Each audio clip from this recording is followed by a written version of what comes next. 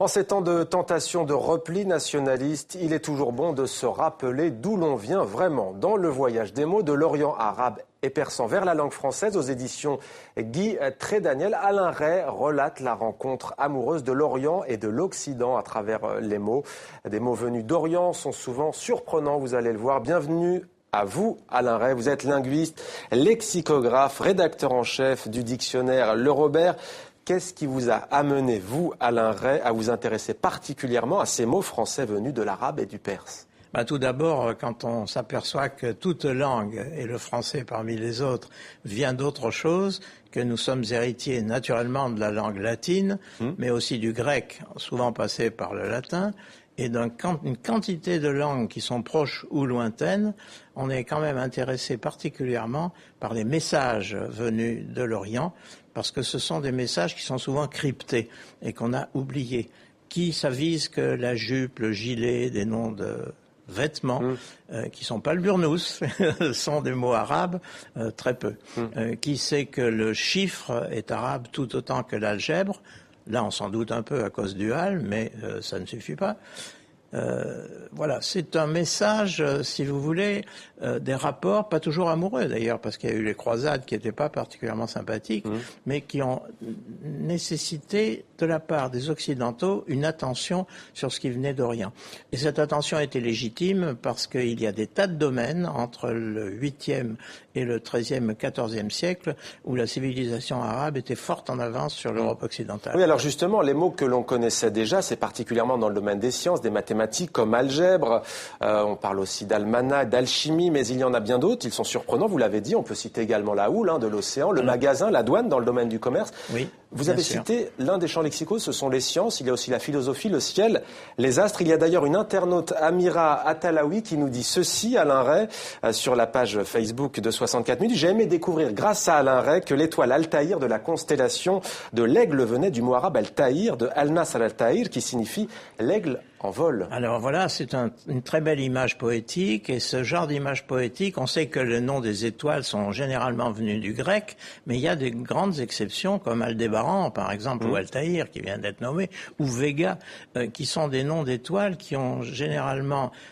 chatouillé un petit peu l'inconscient collectif, parce que les grands poètes, comme Hugo, que j'aime bien citer, a célébré ces astres-là en montrant quel était leur potentiel poétique à côté de la connaissance scientifique. Oui. Et c'est ça qui est intéressant venant de cet Orient qui a toujours fasciné l'Occident que nous sommes, c'est que à travers l'espace méditerranéen, et c'est vraiment un hommage à la Méditerranée, par l'Espagne andalouse qui a été arabe pendant des siècles, par la Sicile qui a été alternativement normande et arabe, ça peut surprendre, mais c'est l'histoire qui dit comme ça, avec le grec byzantin, avec le latin médiéval, toutes ces langues ont convergé vers les grandes langues occidentales, et le français a été une plaque tournante, parce qu'à partir du moment où le mot, par le provençal, par l'espagnol, par l'italien, passe en français, il est client pour se répandre du côté du monde anglo-saxon, du côté du monde germanique, du côté du monde slave. Ouais. Et finalement, ce sont des mots qui deviennent universels. Au départ, ils pouvaient être persans, ils pouvaient être turcs, véhiculés par l'écriture arabe, qui était l'écriture de ces trois langues, qui ont été en interférence constante. Parce que le titre, là, oublie un petit peu les Turcs, j'en suis un peu marri, parce que c'est vrai que c'est trop long, mais il faut quand même rappeler qu'un mot comme le café, par exemple, qui n'est pas le kawa, kawa est arabe, mais kavé, c'est persan. Et turc. Et c'est les Turcs de l'ambassade qui allaient voir Louis XIV qui l'ont amené d'abord à Marseille, ensuite à Paris. Donc le premier café au sens de l'établissement où l'on boit du café, c'est-à-dire finalement où on va se désaltérer, qui a remplacé le cabaret, parce qu'on a dit d'abord cabaret de café, c'est à Marseille qu'il a été fondé, et le second à Paris. Donc si vous voulez, on voit à quel point la France est une espèce de plaque tournante culturelle qui a répandu finalement des choses qui venaient d'ailleurs pour en faire des choses universelles. Alors en quoi est-ce selon vous, Alain Ray, important que les francophones, je dis bien les francophones, connaissent cet héritage ? Je crois que c'est essentiel de savoir d'où nous venons. Par exemple, les quelques mots du gaulois que nous avons conservés dans la langue française par le latin sont particulièrement intéressants, les mots latins, les mots grecs, les mots italiens à la Renaissance, les mots espagnols au XVIIe siècle, et aujourd'hui, naturellement, les mots anglais et surtout les mots américains qui viennent en masse de Californie, peut-être un peu trop d'ailleurs, mais ça c'est une autre question. Oui.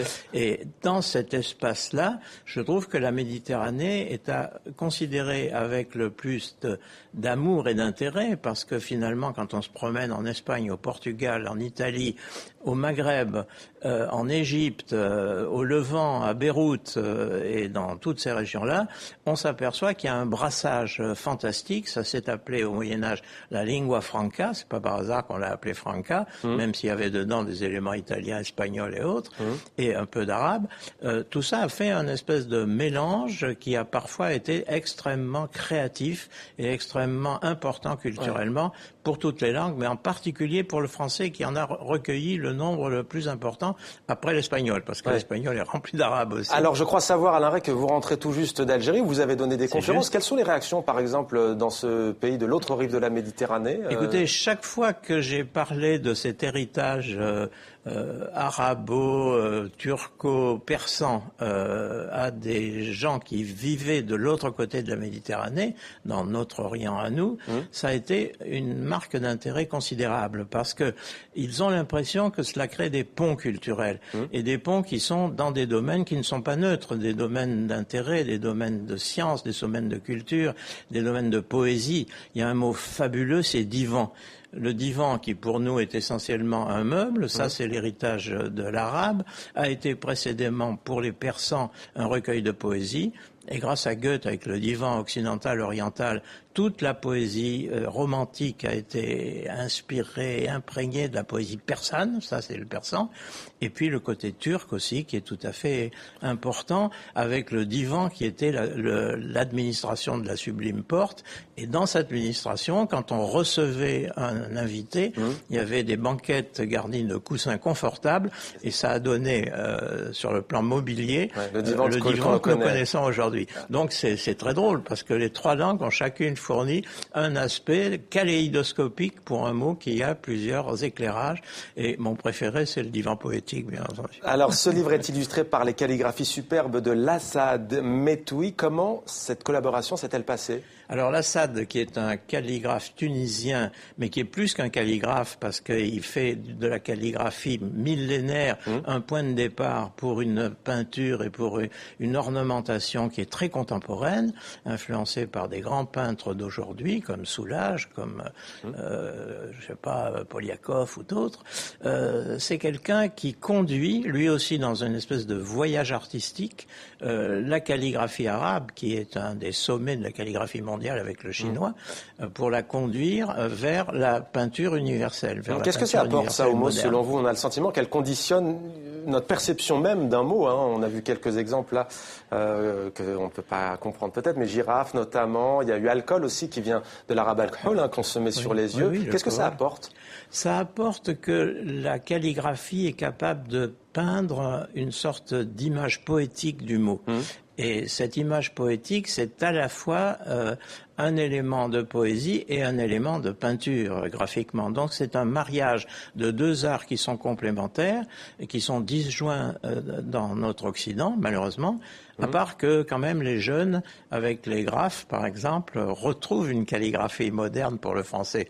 Je l'ai dit dans plusieurs interviews et dans un bouquin. Mais il ne reste pas moins que les grandes traditions calligraphiques, la chinoise d'un côté, la persane, turque et surtout arabe de l'autre, sont des traditions qui marient la linguistique, le visage des mots, leur couleur, leur effet plastique au contenu qui sont très souvent poétiques et qui sont parfois purement descriptifs qu'ont les mots entre eux. On est quand même un peu frappé par le fait que à partir de ces calligraphies, on peut construire une sorte d'univers imaginaire qui se rapproche du surréalisme ou qui se rapproche de l'art abstrait.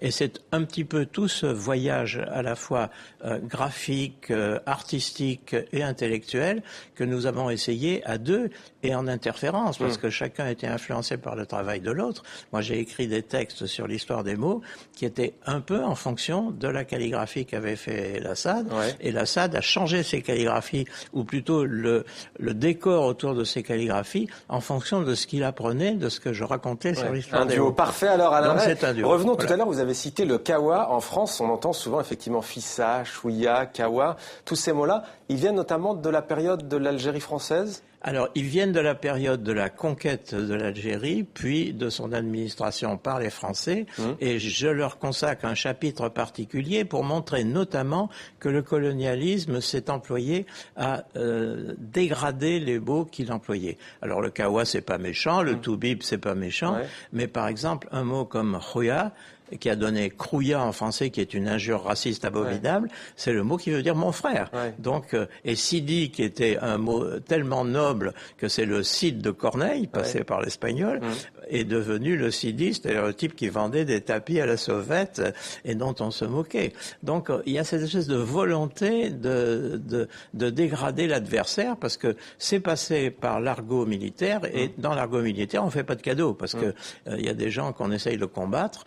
Donc, c'est un peu le reflet de cette mauvaise aventure coloniale, mais qui a été aussi une manière de contact entre deux civilisations, ce qui fait qu'aujourd'hui encore, les Algériens, malgré toutes les rancœurs qu'ils peuvent avoir, ont gardé un contact très étroit avec la manière de penser qu'ont apporté les Français, et la France doit conserver, garder et faire prolonger les impacts de la grande civilisation arabe du passé, qui a permis à l'Occident, à partir du XIIe et du XIIIe siècle, par exemple, de redécouvrir Aristote, parce qu'on ne connaissait que Platon à cause du christianisme. Donc, si vous voulez, il y a des effets qui sont gigantesques. Plus contemporain, peut-être, Alain Ray, plus contemporain, dans les quartiers populaires, est-ce que il y a des mots qui sont entrés dans le dictionnaire dont vous avez la rédaction en chef, le Robert? Est-ce qu'on peut lire, par exemple, chouf ou wesh, ou pas encore dans le Robert?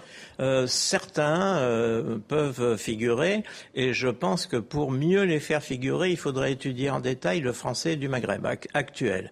Et ça, malheureusement, il n'y a pas d'études très Certains voient cela comme un danger pour une langue vivante comme le français, votre avis? Non, pas du tout. Il y a des formes de français, pas plus que le français populaire de Marseille ou le français populaire de Lille, qui n'a aucun rapport.